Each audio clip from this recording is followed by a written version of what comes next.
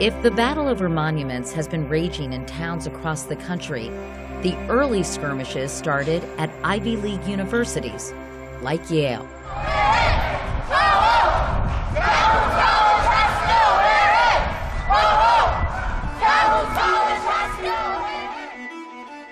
Calhoun College was named in 1933 after Yale alumnus John C. Calhoun, a senator from South Carolina who later served as vice president to John Quincy Adams and Andrew Jackson. But that's not all. In the first half of the 19th century, he was the most strident articulator, to use his words, of slavery as a positive good. And he rooted that view that slavery was a positive, both for slaveholders and slaves, an idea that I think is deeply disturbing to us today. He rooted that belief in core beliefs about white supremacy.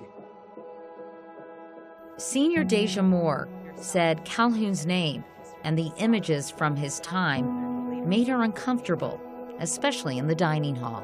Right across from me, I can see this stained glass window that depicts two slaves picking something. It's a symbol that declares you do not belong here, or you were imagined in this space to fulfill a certain, really limited role. The already simmering debate became more heated after Yale dining hall worker Cory Menifee smashed one of the windows. Although a university worker for 8 years, Menifee says he had been working in the dining hall at Calhoun College for just 6 months. While mopping the floors, the 38-year-old took a mop handle to the subject of his disgust. What was going through your head, Cory?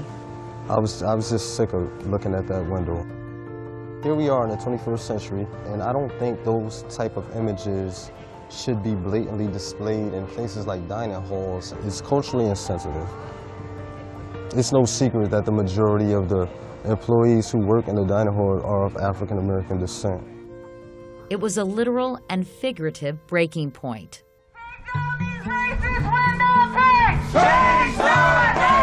Yale President Peter Salovey was initially opposed to changing the name. Our campus, both in the classroom but also outside of the classroom, it is a living history lesson. And I wanted to make sure that that conversation about Calhoun was one that we could always have. Calhoun does not deserve his name! Change the name! Salovey was caught between students who thought his decision was wrong-headed and older alumni who felt he should stand on the side of tradition. So Salovey appointed a committee to come up with a blueprint for who stays and who goes. After all, 9 other buildings on campus are named for men associated with slavery, including Elihu Yale himself. John Witt was head of the committee. Renaming ought to be a rare thing on a research university campus like ours, but sometimes renaming might be appropriate. We were supposed to think more abstractly about principal legacies, thinking about whether the idea is contested at the time of the namesake, thinking about what the motive of the university was in putting the name on the building, and then last, how does the building work in helping to build community? The committee came up with 4 principles and discovered Calhoun's name was controversial even back in 1933. There were statements written at the time saying, really, John C. Calhoun?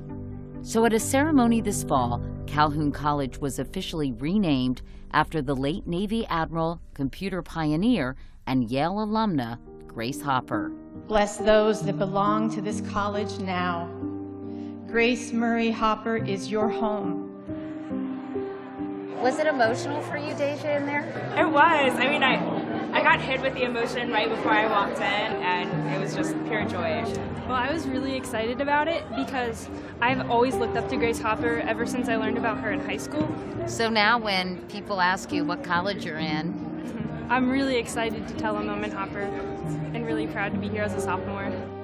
Changing the people that we honor helps a wider range of students be able to envision themselves as someone who can make a difference, who will be remembered.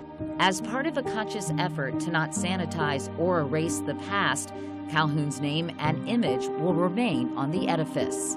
It's no longer the name by which this college is known, but the history and what we need to learn from and about John C. Calhoun is not wiped away. We can't forget that Yale was a university that once did have a college, a very important part of the campus, dedicated to John C. Calhoun.